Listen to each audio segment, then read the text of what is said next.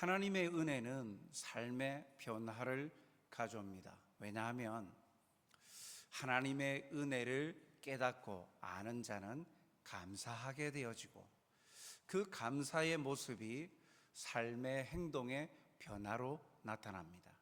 진정한 감사는 하나님의 은혜를 깨달을 때 자기의 모습을 하나님의 그 은혜, 받을 수 없는 존재임에도 주심에 대한 감사가 넘치기에 겸손함으로 하나님 앞에 삶의 변화의 모습으로 나타나지요.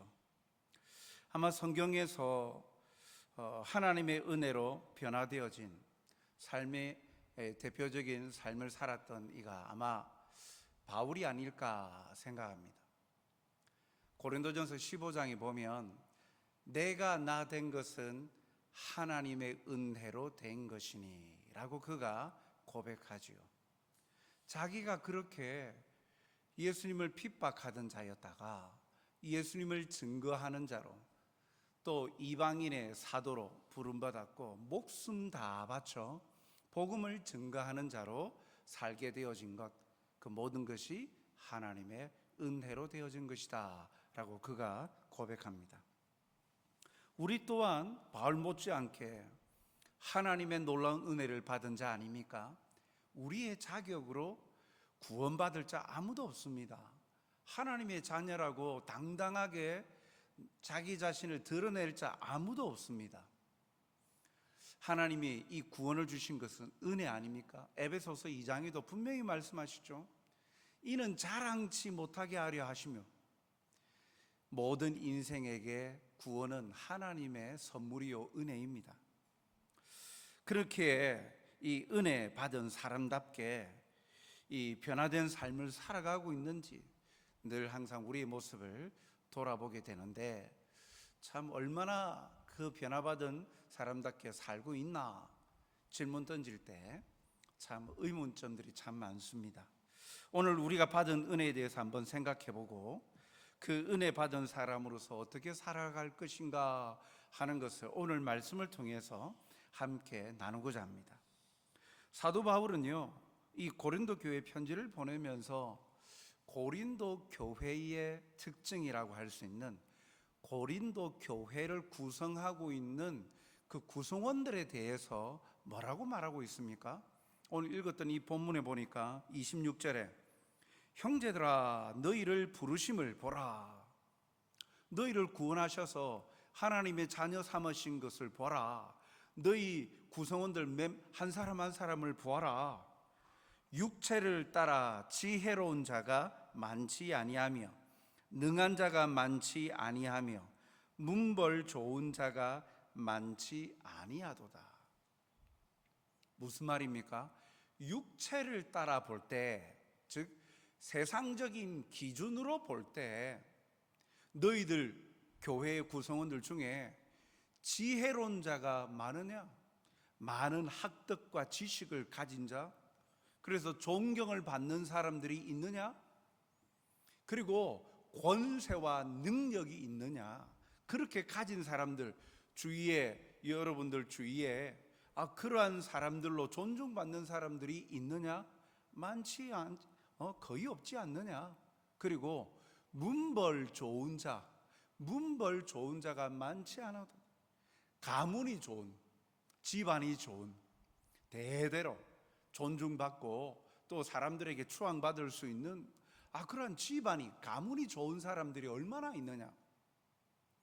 이렇게 이야기하는 거 보니까 고린도 교회의 구성원들이 사회적으로 볼 때, 세상적인 기준으로 볼 때 자랑거리가 많지가 않다라는 거예요.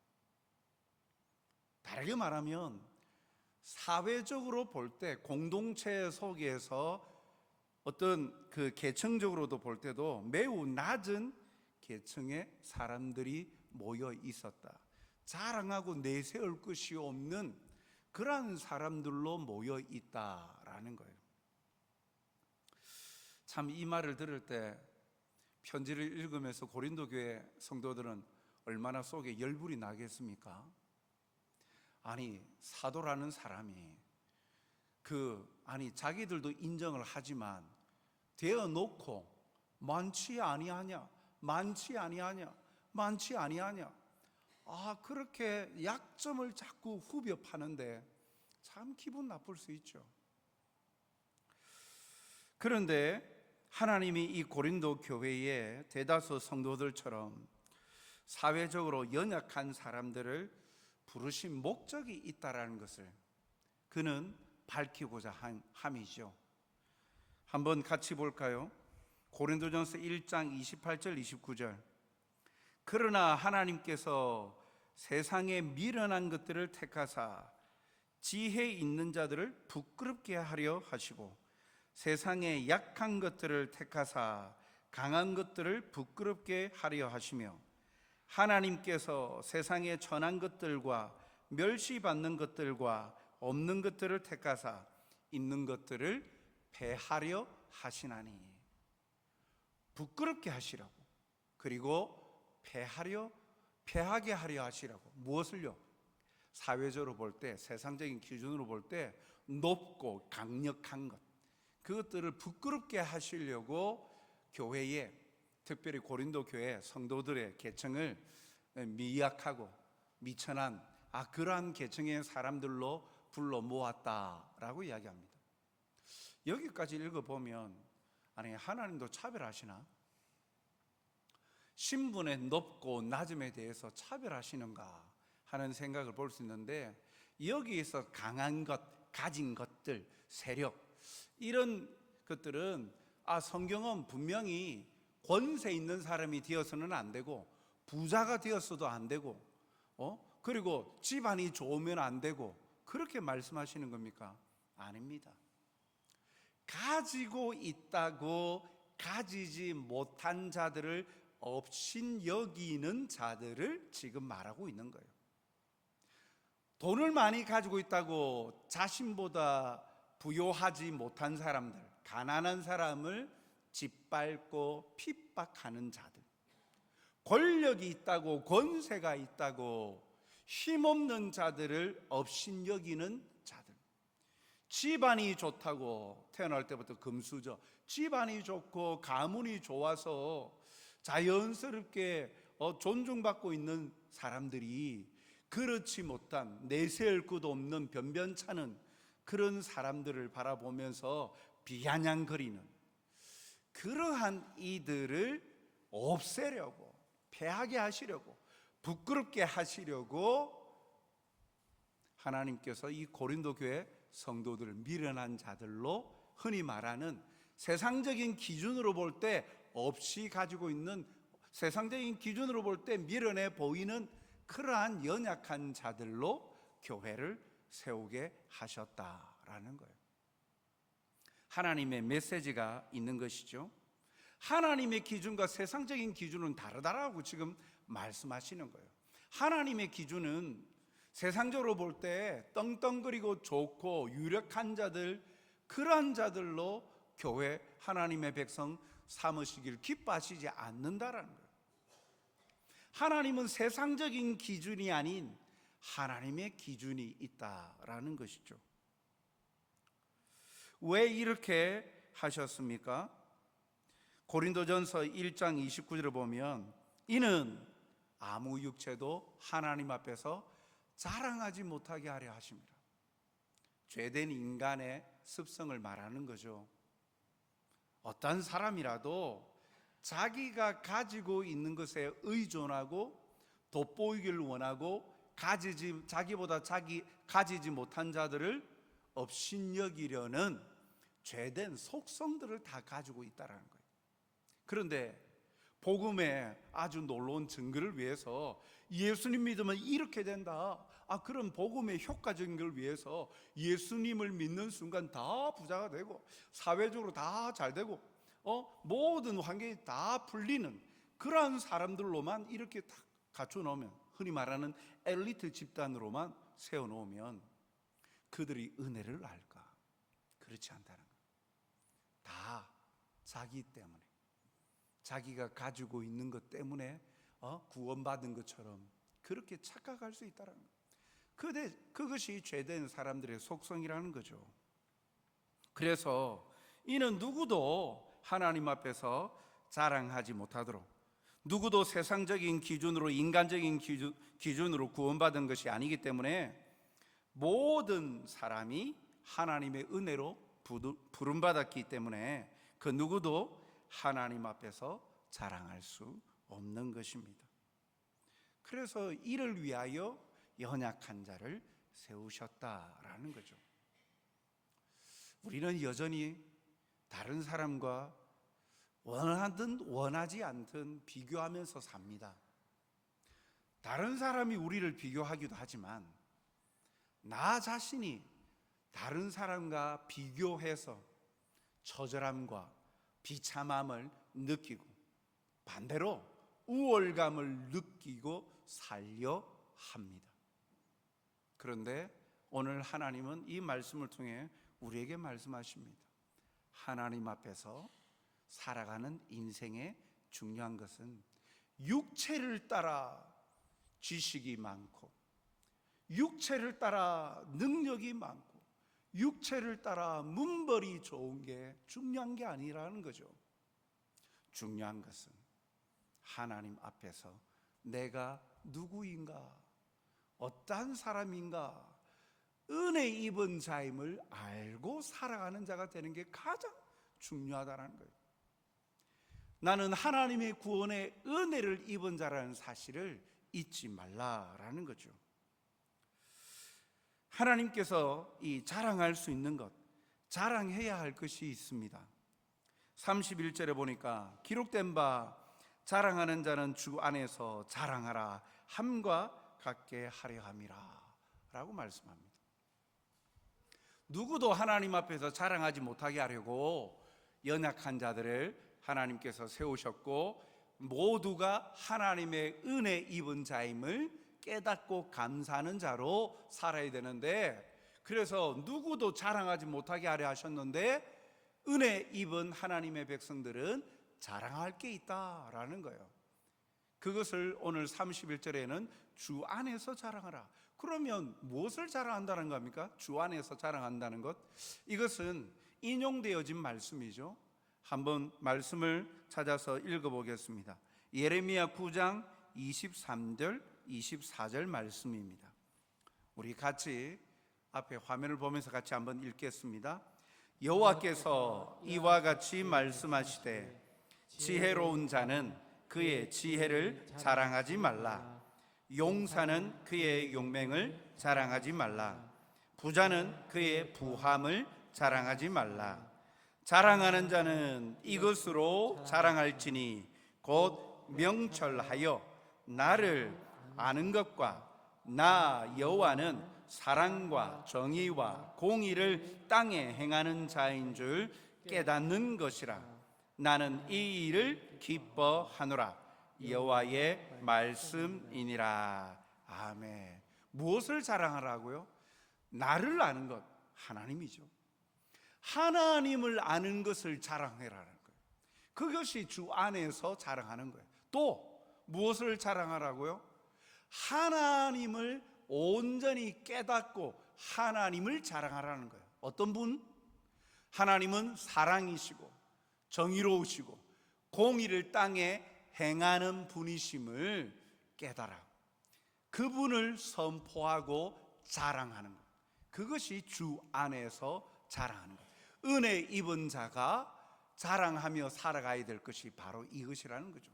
하나님을 알고 하나님을 믿고 하나님이 베푸신 은혜인 줄 깨달아 그 삶을 통하여 드러낼 것은 자기의 것이 아니라 세상적인 기준에서 가지고 있는, 소유하고 있는, 영원하지 않고 썩어 없어져 버릴 것들, 물질이나 명예나 그런 재산, 이것이 아니라 하나님을 자랑하라. 하나님을 자랑하라. 그렇게 하시려고 미련한 연약한 자들을 교회로 세우셔서 오히려 세상에 강한 자들, 가진 자들을 부끄럽게 만들고 패하려고 하셨다라고 말씀합니다.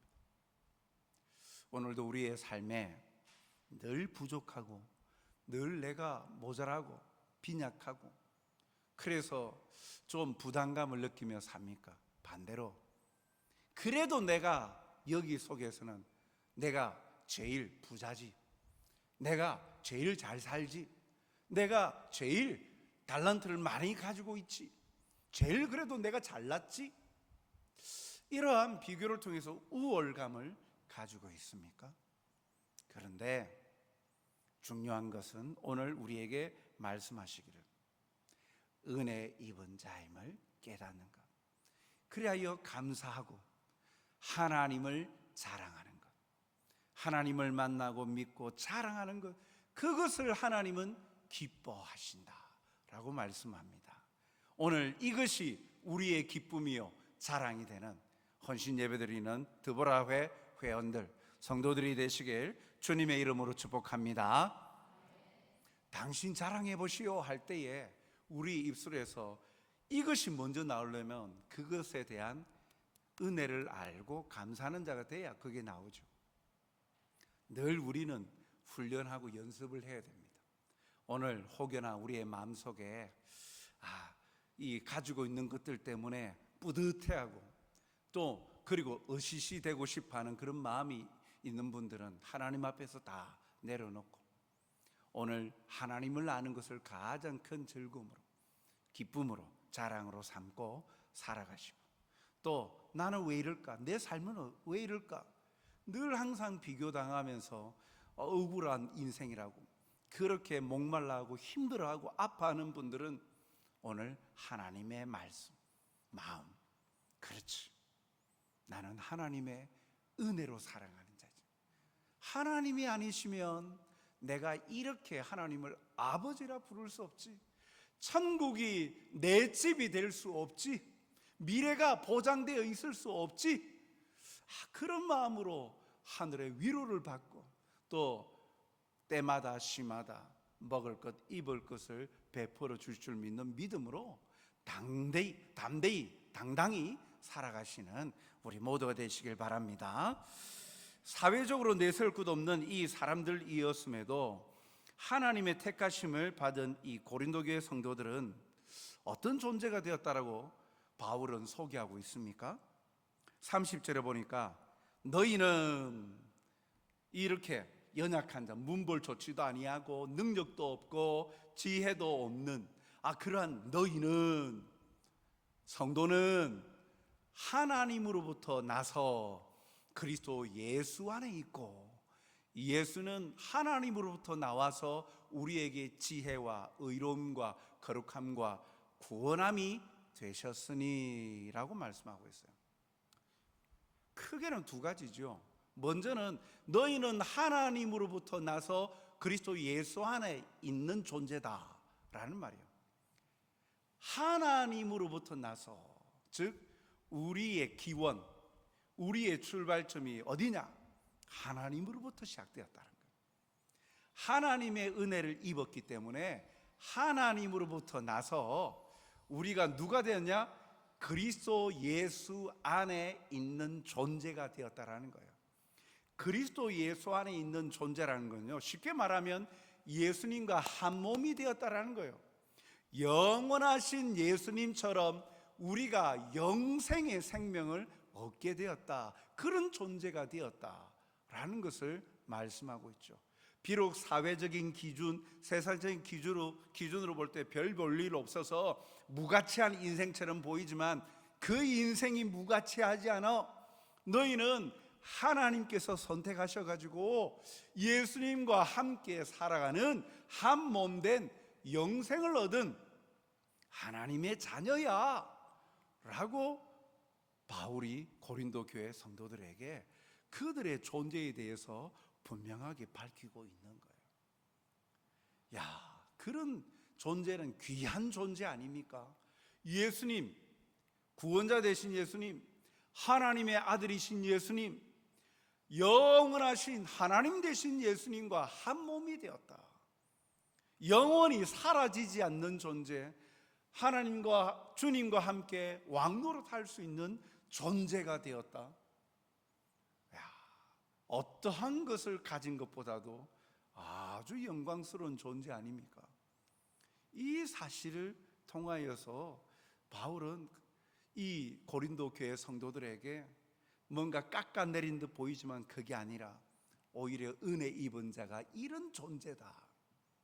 단순히 은혜 입었으니까 무조건 감사해, 그것을 말하는 게 아니라 넌 이런 존재야, 이런 사람이야 라고 말하는 거죠. 한번 고백해 보십시다. 나는 하나님의 은혜를 입은 존귀한 존재입니다. 예, 존귀한 사람이에요.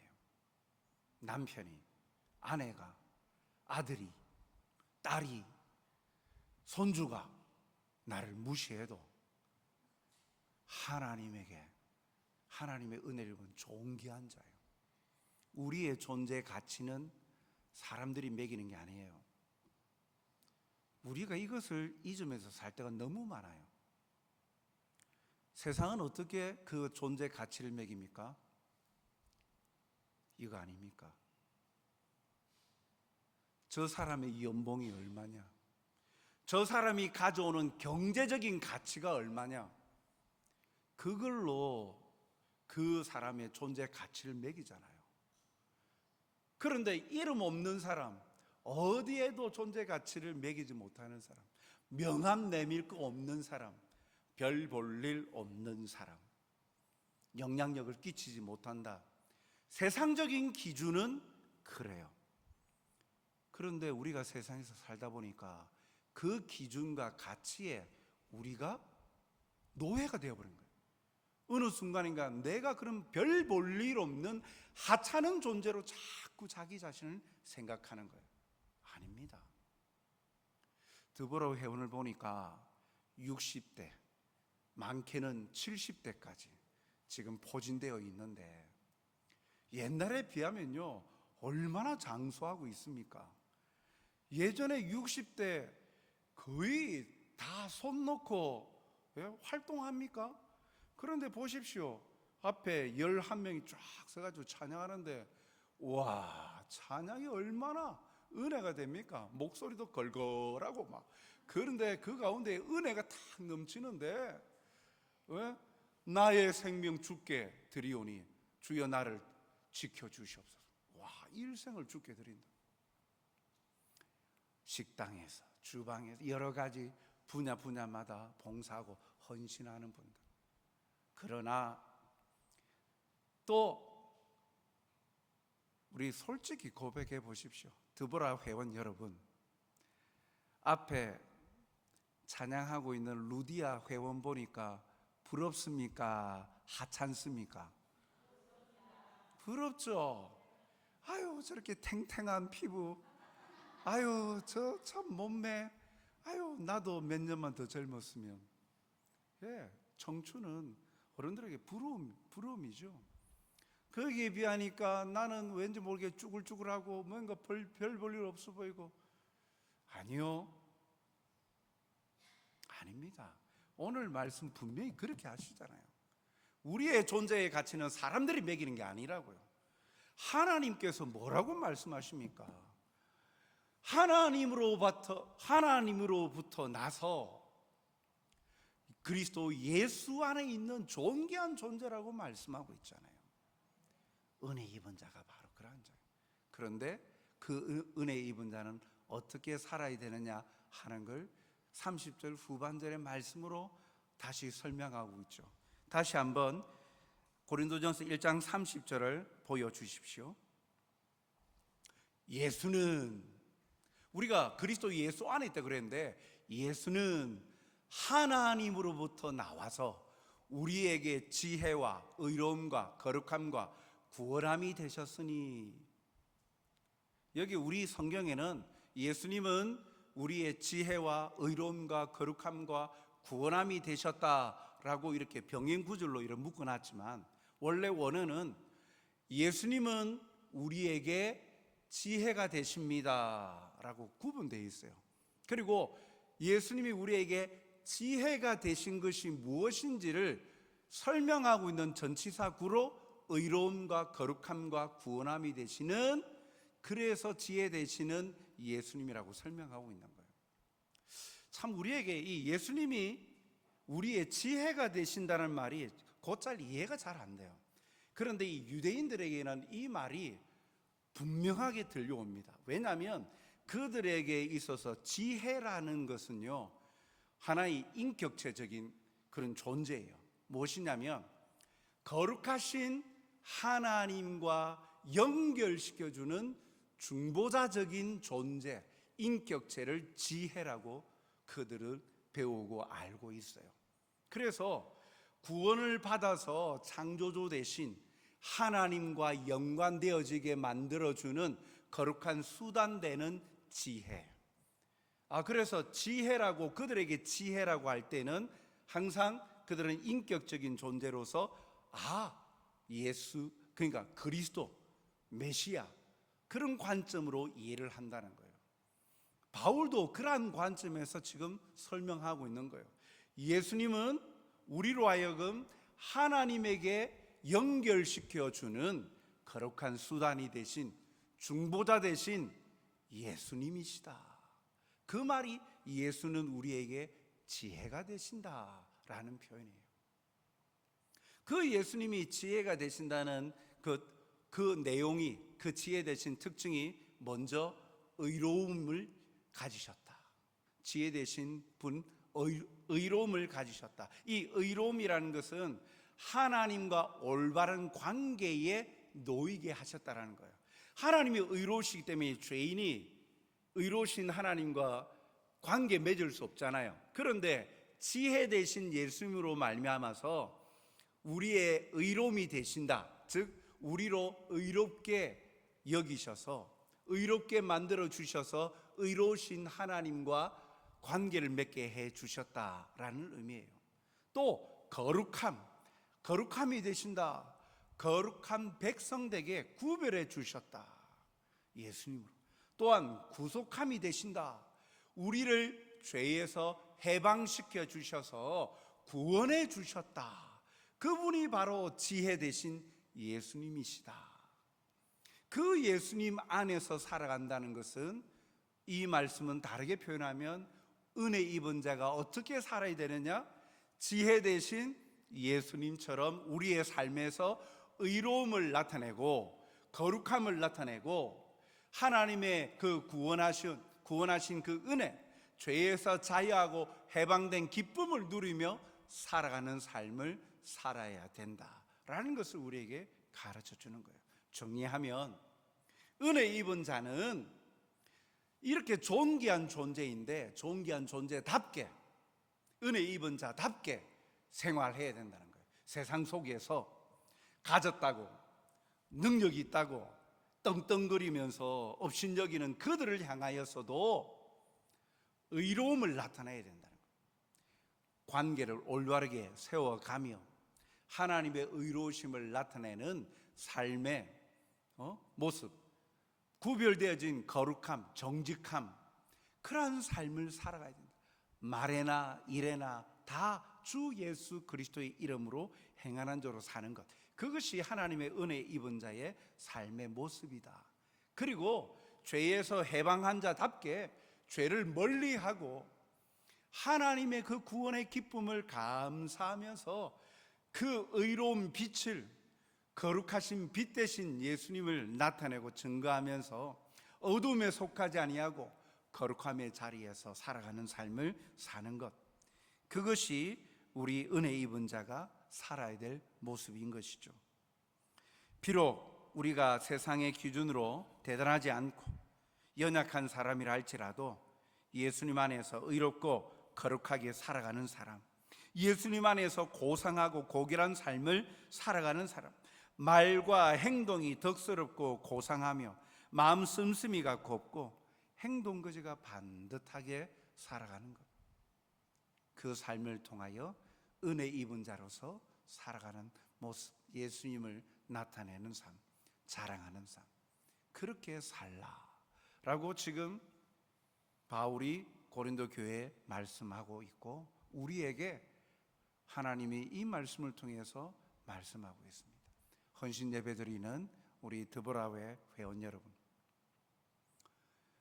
예수님으로 말미암아 은혜 입은 자임을 깨닫고 감사하며 살되 참으로 지혜롭고 삶의 의로움과 거룩함과 하나님의 구원하여 주신 그 은혜에 합당한 삶을 살아가는 여러분들이 되시기 바랍니다. 주변의 사람들이 여러분들을 바라보면서 주님을 발견하게 되는 것이죠. 여러분들의 말 한마디 한마디를 통해서 은혜를 입고 은혜를 끼치는 자가 되는 것이죠. 오늘도 예배를 드리는 우리 성도들도 함께 세상적인 기준으로 우리가 살아가는 자가 아니라 하나님의 기준, 하나님의 은혜 입은 자답게 오늘도 우리의 말과 행동 가운데에 주님의 향기를 바라며 살아가는 우리 모두가 되시길 주님의 이름으로 축복합니다. 사랑과 자비가 풍성하신 아버지 하나님, 오늘도 주님이 주신 말씀대로 순복하여 참으로 은혜 입은 자, 존귀한 자임을, 보배로운 자임을 깨달아 우리의 가치를 평가절하하는 이들을 향하여 담대히 그리고 당당히 고백하며 주님으로 기뻐하고 즐거워하는 자가 되게 하여 주시옵소서. 또한 우리의 삶의 모습 속에 주님이 그러하시듯 주님 안에 살아가는 우리가 참으로 우리의 삶의 모습 속에 말과 행동, 모든 삶의 영역 속에서 의로움과 거룩함과 죄로부터 자유하고 해방받은 자답게 참으로 하나님의 선을 나타내며 의로움을 나타내는 자로 살아서 모든 것에 하나님의 기쁨이 되게 도와주시옵소서. 감사하오며 예수님 이름으로 기도하옵나이다. 아멘.